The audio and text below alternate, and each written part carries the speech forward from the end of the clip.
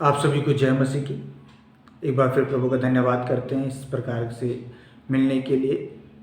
मैं कुछ दिन पहले फ़ेसबुक चला रहा था और जब मैं फ़ेसबुक चला रहा था तो स्क्रॉल करते करते देखा कि उसमें एक स्टोरी है और उस स्टोरी में जो लिखा था मैंने उसको देखा और पढ़कर मुझे बहुत अजीब सा लगा। उस स्टोरी में लिखा था कि एक टीचर है और टीचर ने अपने बच्चों का टेस्ट लिया और टेस्ट लेने के बाद अपने बच्चों के पेपर चेक करने के लिए अपने घर पर लेकर के आ गई।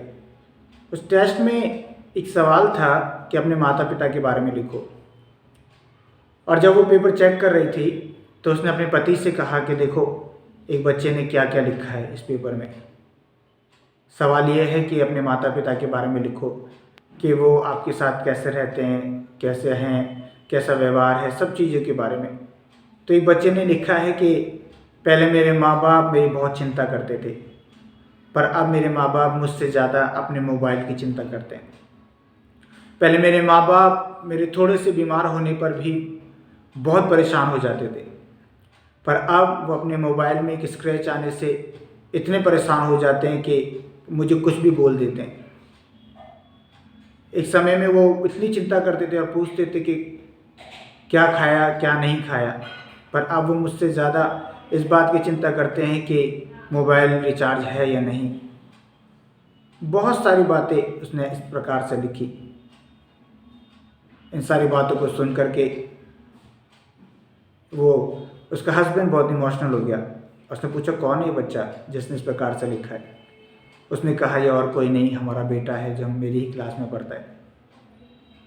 हम मोबाइल चलाते चलाते सच में अपने बच्चों के प्रति कितने लापरवाह हो गए हैं कि वो अपनी भावनाओं को इस प्रकार से पेपर में लिखकर व्यक्त कर रहा है। हमने सच में मोबाइल की वजह से अपने बच्चे की देखभाल करना छोड़ दिया है, उसकी सेहत पर ध्यान देना छोड़ दिया है, उसकी पढ़ाई पर ध्यान देना छोड़ दिया है। उस परिवार को उस दिन समझ में आया कि मोबाइल हमारे परिवार के लिए कितना खतरनाक है। और इस संदेश के द्वारा प्रभु आपसे और मुझसे भी कहना चाहते हैं ये मोबाइल हमारे परिवार के लिए और हमारे लिए कितना खतरनाक है। क्या ये वास्तविकता नहीं है? क्या ये सत्य नहीं है कि इस मोबाइल की वजह से आज परिवारों में दरार आती जा रही है?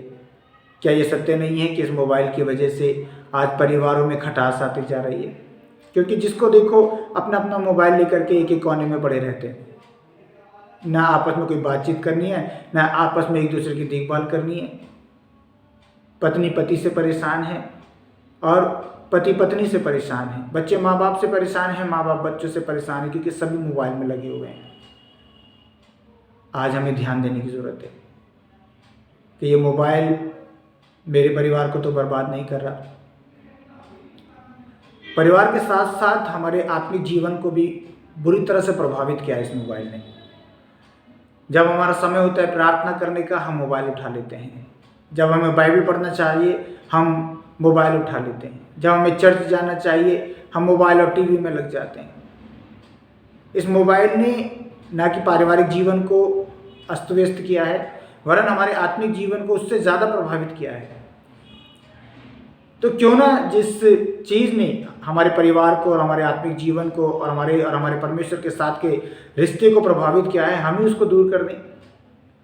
दूर करने का मतलब ये नहीं कि आप इसका इस्तेमाल ना करें, पर अर्थ यह है कि मतलब यह है कि आप लिमिट में इसका इस्तेमाल करें, वरना एक दिन हमें बहुत ज़्यादा अफसोस करना पड़ेगा।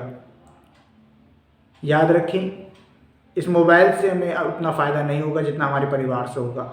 कल को अगर हमारे जीवन में कोई बीमारी आती है, परेशानी आती है, मुसीबत आती है, उस समय में मोबाइल हमारी मदद नहीं करेगा। हमारे परिवार के लोग ही हमारी ज़रूरतों को पूरा करेंगे, हमारे साथ खड़े रहेंगे और हमारे दुख में हमें शांति देंगे। हमारा परमेश्वर और हमारे लोग ही इस बात में हमारा साथ देंगे। इसलिए मोबाइल से दूरी बनाएं, परमेश्वर के करीब आएँ, परिवार के करीब आएँ, रिश्तों को फिर से बनाएं। ऐसा ना हो कि हमारे आज की भूल कल के लिए एक बहुत बड़ी मुसीबत बन जाए। मोबाइल से दूरी बनाएं, परमेश्वर के समीप आएँ, परमेश्वर के वचन के समीप आएँ, प्रार्थनाओं में परमेश्वर के समीप आएँ और अपने परिवार से ज़्यादा प्रेम करें और अपने परिवार के साथ ज़्यादा से ज़्यादा समय बिताएं। प्रभु आपको इस संदेश के द्वारा आशीष दे। सबको जय मसीह की।